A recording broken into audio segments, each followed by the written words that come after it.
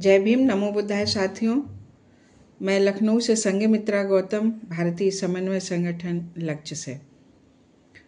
आज पेरियार ललन सिंह यादव जी की जयंती है। उनकी जयंती की आप सभी को मैं बधाई देती हूँ लक्ष्य संगठन की तरफ से। पेरियार ललन सिंह यादव जी का जन्म 1 सितंबर 1911 को हुआ था। उत्तर प्रदेश के कानपुर देहात जिले में झिंझक स्टेशन है, वहीं पास में कठारा गांव है। तो किसान परिवार में इनका जन्म हुआ था।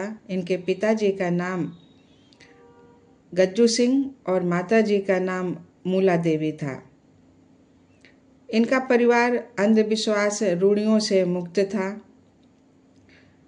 इन्होंने मिडिल तक की परीक्षा पास की थी और आगे इन्होंने फॉरेस्ट गार्ड की नौकरी भी की। इसके बाद मुरैना में ये पुलिस में भर्ती हो गए। वहाँ पर इन्होंने काम किया और कर्मचारियों का एक संगठन बनाया 1946 में, जिसमें एक किताब लिखी इन्होंने, सिपाही की तबाही। और सामाजिक क्षेत्र में भी बहुत महान कार्य किए। दक्षिण भारत के जो पेरियार ईवी रामास्वामी नायकर जी थे, उन्होंने एक किताब लिखी थी सच्ची रामायण।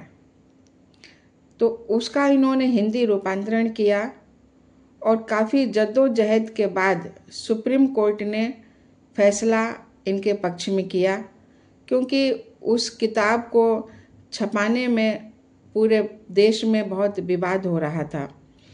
तो इन्होंने माननीय सुप्रीम कोर्ट में याचिका दायर की और मुकदमा लड़े और बाकायदा वो जीते। ये एक बहुत बड़ी घटना है और सुप्रीम कोर्ट को ये मानना पड़ा कि सच्ची रामायण जो है वो एक काल्पनिक ग्रंथ है।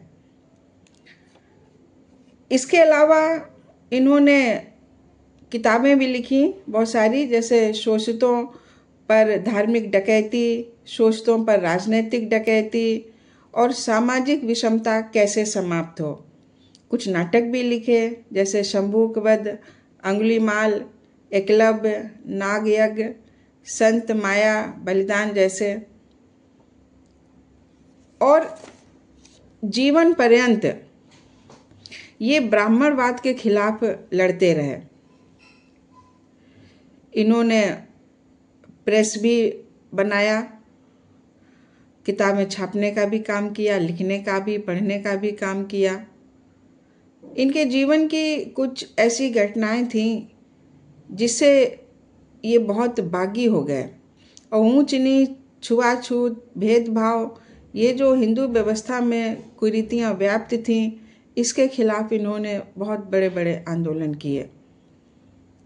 एक घटना मैं बताना चाहूँगी इनके जीवन की, कि इनके पिताजी जिनका नाम गज्जू सिंह था, वो आर्य समाजी थे और बाजार का दिन था, वो जनेऊ पहनते थे। तो कुछ जो तथाकथित उच्च जाति के लोग थे, जिन्हें ये गवारा नहीं था कि ये जनेऊ पहने, एक पिछड़े समाज के व्यक्ति हैं, इसके बाद भी ये जनेऊ पहने, तो उन्होंने इनके पिताजी को भरे बाजार में छाती पे चढ़ के जनेऊ तोड़ा था, जिससे ये काफ़ी झकझोर गए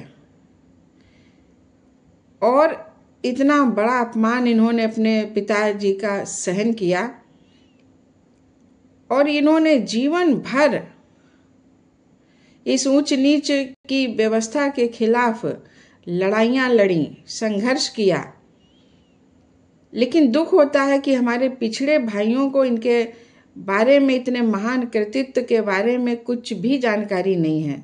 उत्तर प्रदेश में पिछड़े समाज की सरकारें भी आईं, लेकिन वो इनसे प्रेरित नहीं हो पाए शायद, और वो आज भी उसी व्यवस्था को ढो रहे हैं। ये बहुत ही दुखद है।